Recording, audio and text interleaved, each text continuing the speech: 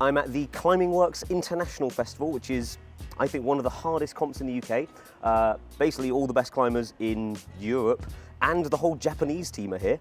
So the qualification round is about to start. So you're going to follow me around and we'll see how I get on. Let's go. All right, so format for the qualifiers. There were 30 boulders. You only get 3 attempts maximum at each of them. Before the comp started, excited but a little bit anxious about how it was going to go. Michaela Tracy, who's one of the coaches at Catalyst, I've asked if she will coach me for the day. She's a way more experienced competition athlete than I am, so she's going to be coming around with me, giving me some tactics and mindset advice as I go, which I think will be really, really helpful. So competition started and first block pulled on and immediately was basically in panic mode because I couldn't work out how to do the first move.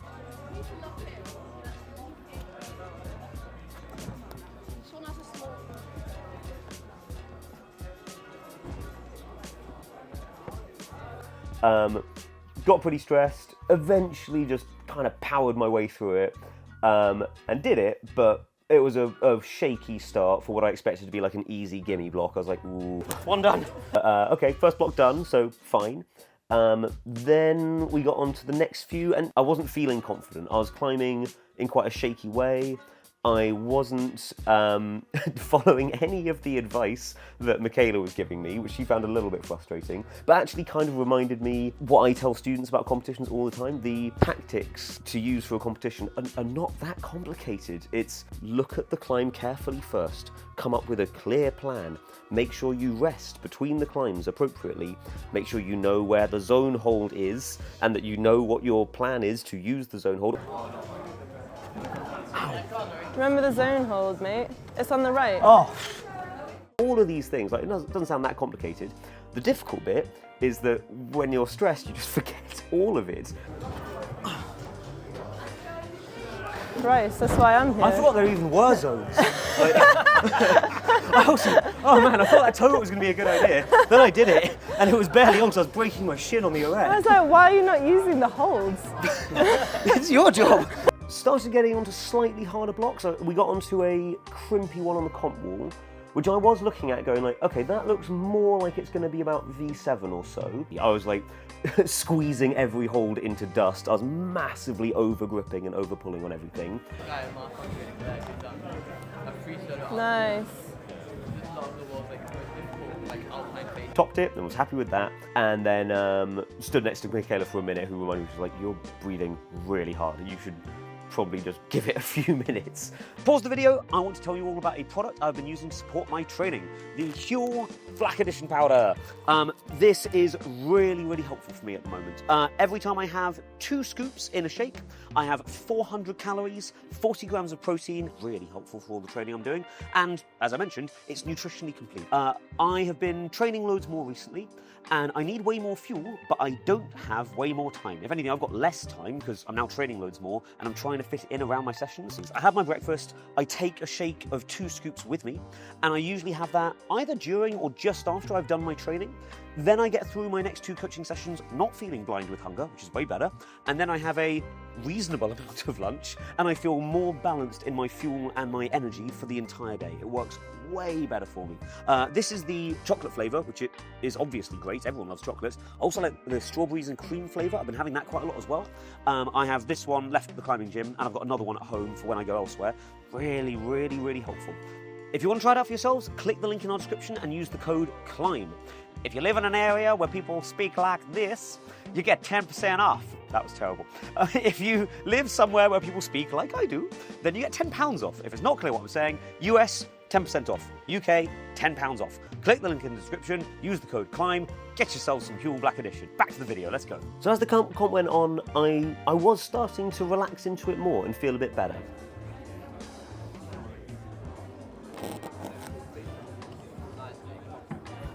Nice, come on.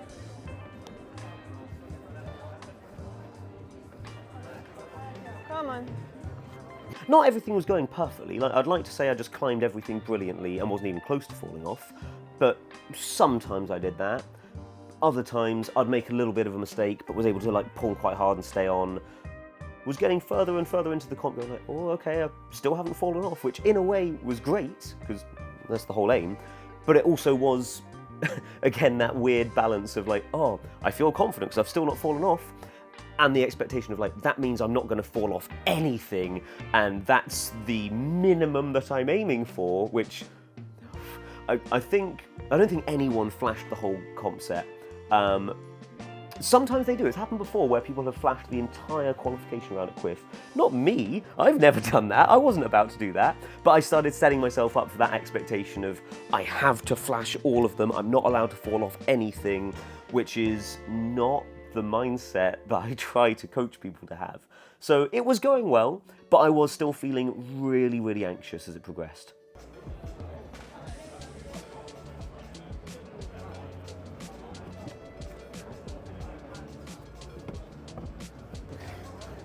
Nice.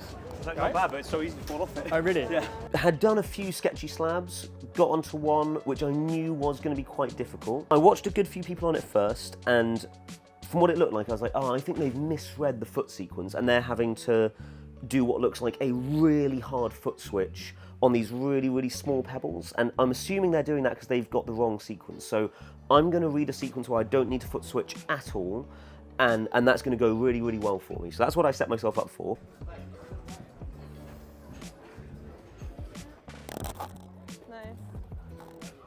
Then I got on and immediately realised that my sequence wasn't going to work. I had to do that horrible foot switch on basically every single move, which was physically hard and quite draining, but also put me in a place mentally where I was like, this is going so badly. You aren't following your plan at all. This is absolute chaos. You're barely staying on it. So was in panic mode all the way through it, and then I think misread what could have been quite an easy move. Yeah. Didn't want to fall off. I've seen you be really good on slabs. I am really good on slabs. Don't pay attention to that. In a way, obviously not great. I didn't want to fall off anything, but also made me feel weirdly more relaxed. Like, oh yeah, falling was going to be part of this competition. That's okay. I've fallen off now. So then I rested for a while, and then just climbed it way better on my second go. I think I did one or two of those foot switches, but they were fine. I did them better because I was expecting to do them, and it was a hard climb, but it felt fine when I did it. So got that one on my second go. I was happy with that.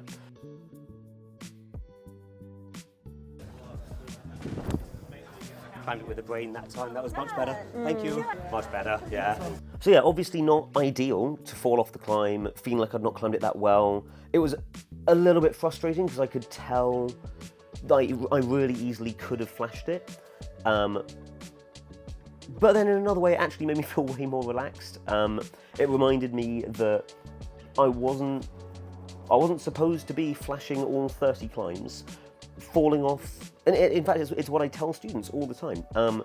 Falling off a climb in a competition, either due to having a foot slip or misreading it or something like that, isn't necessarily a mistake. That often just happens in a competition. It would be great if I could train so hard and practice so much that I never ever made mistakes, but that's not realistic. I think the more realistic approach is to kind of expect that at some point during the competition you're going to fall off something that you really didn't want to fall off, and that's okay. It's just part of the competition, so you just carry on. And so I felt way more relaxed because it suddenly felt, I was like, oh yeah, this is what I tell students all the time. This is just part of the competition. I'll just get back on it and I'll climb it better. And I did, and then I did it. Yes, hurry it. That was awful. Pastry time. So it had a break, I had a nice pastry, and we got into the second half and then started trying some of the really hard ones. Very quickly, before I get started again, if you want to support the channel, click that join button. The best way to support us. You get all kinds of crazy good stuff. You get weekly training plans from me with loads of like video demos of all these exercises. You get off-the-wall training plans from Neil Gresham, so you get big and strong as well, like Neil. And you also get a load of like bonus members content. You get a members only Discord channel. It is good stuff. Click the join button, $2.99 a month. It's a bargain, really, really good. Right, now I'm gonna get back to it, let's go. Next boulder we got onto, I was really excited about. I'd seen it when we first walked in, just looked like an absolute banger. All the things that I like. types of moves that I find enjoyable and a difficulty that I thought I was going to find hard but doable. So really excited about this one. Sam didn't catch the first go because he was off filming B-roll, which is probably for the best because actually it caused an argument between me and Michaela. We watched everyone do it. They clearly used a specific beta, which I then absolutely ignored on my first try and fell off doing a completely different thing, which Michaela was annoyed about. She was like, why didn't you do the thing? We talked about it, we saw the plan. I kind of stuck to my guns of like, no, that plan didn't feel like it was going to work for me. I've got my own plan, I want to do this plan.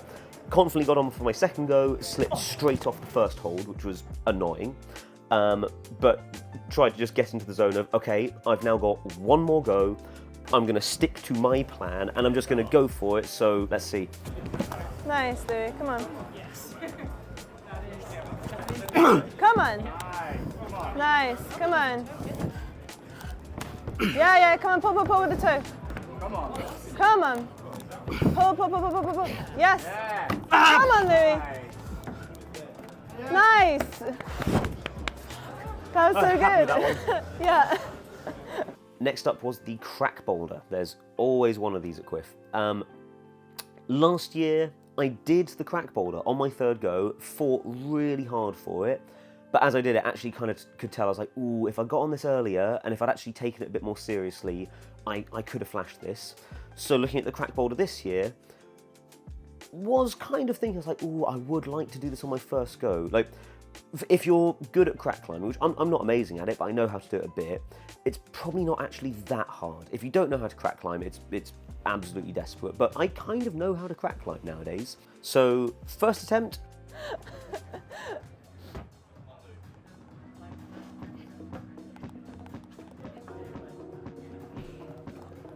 Annoyingly, I actually didn't even make it to the jamming section. I just completely fumbled it.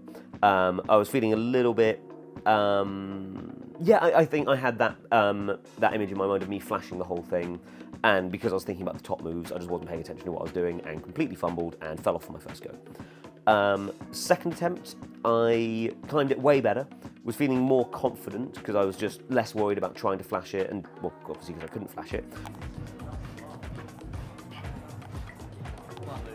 Yeah, nice. Come on, Louis. Come on.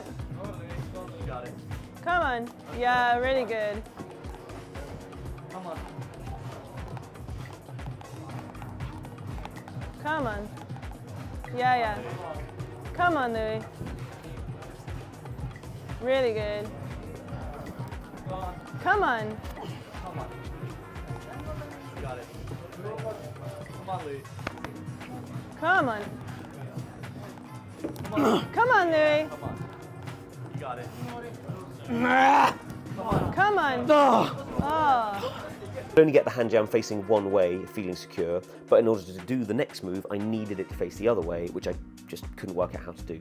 So tried really hard, lost a load of energy, and just never quite worked out how to do it and slipped out.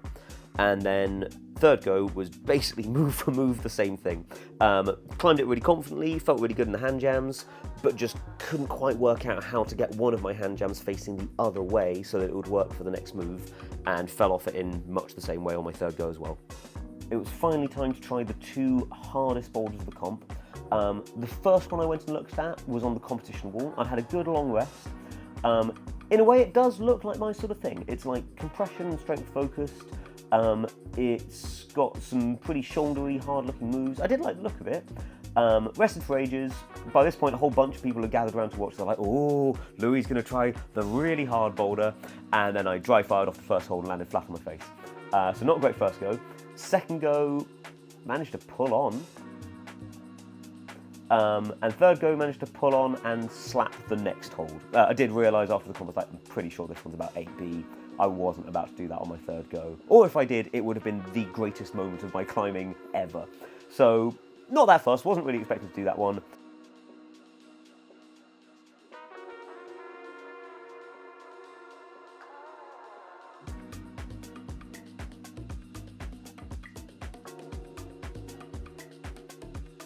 Last hard one of the day for me. I'd already watched a bunch of really strong people try it. I'd watched Max try it, Sam Butterworth, Diane, I'd seen Nathan try it. Saw a bunch of people do battle with it, and it did look hard. A combination of need really strong fingers. There's some really small holds on it.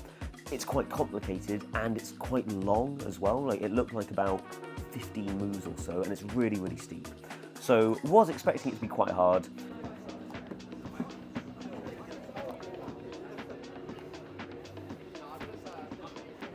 Oh, man.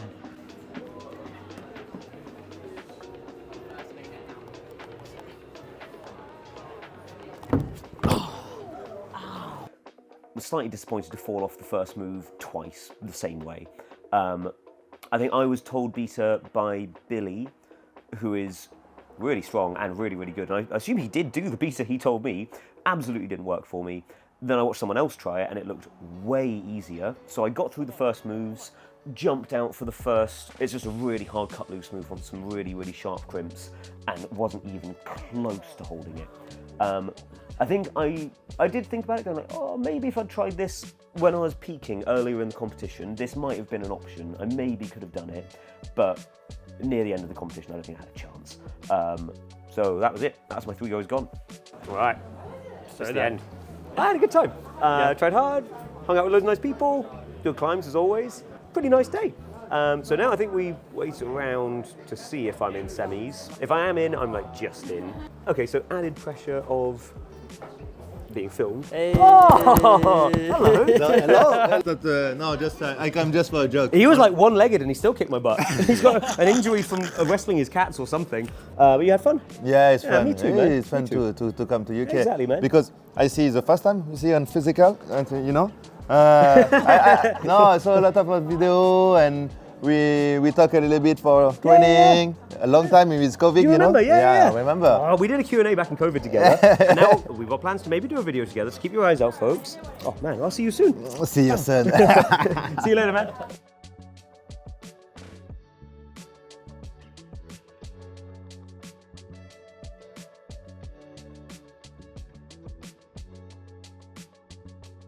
Not in semis. For a few days after the comp, I was actually really sad about it.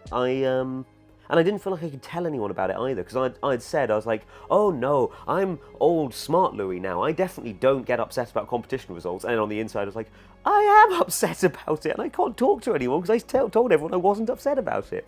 Now that I've spoken with a few people about it and kind of said like, yeah, I am disappointed. I did want to do better. And I am frustrated that I think the result I got wasn't a reflection of how well I know I can climb and how strong I think I am at the moment. And actually, now that I've spoken about that, I actually feel way better because I don't feel like I'm pretending that I'm not upset about it.